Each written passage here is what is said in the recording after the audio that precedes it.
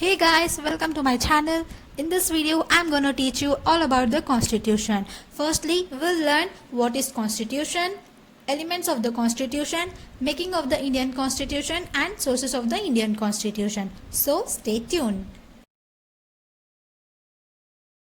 So first of all, what is a constitution? See, constitution is a set of rules and regulations which ensures peace and well-being of the country. It means that there are some rules and regulations written in the constitution which teaches us that how to run a country in a proper way. And when we talk about our Indian constitution, it mainly focuses on the welfare of the people, development of the country and unity of the India. So constitution actually it maintains a very strong relationship between the government and the people. And the topic comes that why do we need a constitution after all? And when we come to this point, it describes the political system. Means the constitution says at that which type of system should be followed in our country. Either it may be the democratic or it may be the dictatorship. But when we talk about our Indian constitution, it specifies to follow the democratic system, because you all know that democracy is nothing but by the people, to the people and for the people.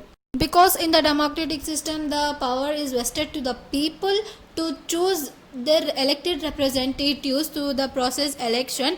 Secondly, the constitution provides safeguards against the powerful authorities. It means that the constitution denies any person from misusing his powers, because equality and unity is the main concept of our Indian constitution and no one will be getting injustice.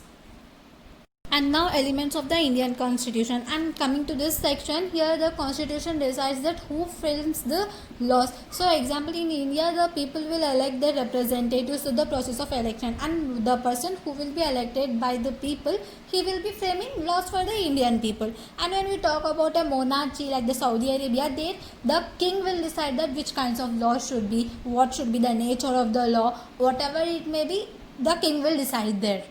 So the constitution even specifies the structure of the government. So there are three organs of the government, namely legislature, executive and the judiciary, and we'll discuss about this all now. First comes the legislature, and its work is making of laws. It makes laws for the people. And there are two types of legislature. First one is the union legislature, second one is the state legislature. The union legislature, it makes laws for the whole country. Whichever laws are made by the union legislature, they imply for the whole country. The parliament does this work. And when we talk about the state legislature make laws only for its respective state, that is the state legislative assembly. Whichever laws are made by the state legislative assembly, they are implied only for that particular state, not for the whole country. And next comes the executive. It does the duty of implementation of laws. It means whichever laws are made, they implement them among the people, and even they take some policy decisions for the people, for their welfare, but they should take those policy decisions as per the guidelines which are provided by the parliament or it may be the legislature. They can't violate the constitution, or they can't go beyond the guidelines of the parliament or the legislature.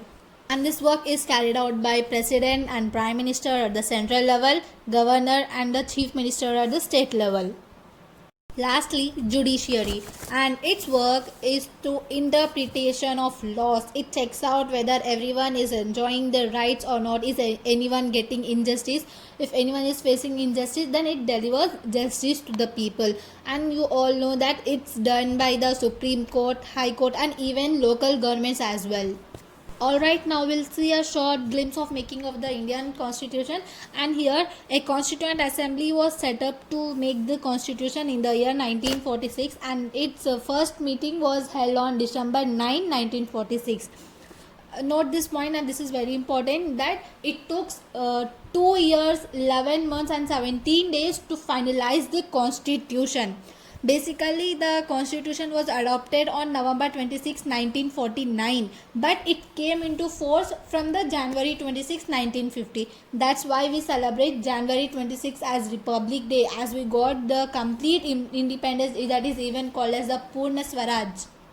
And coming to our last section, which is of sources of the Indian Constitution. In this section, you are going to learn that which part of the Constitution was taken from which country. Actually, the founding fathers of our Indian Constitution, while they were drafting it, they borrowed some ideas from other countries' constitution so that they can make a perfect constitution for us.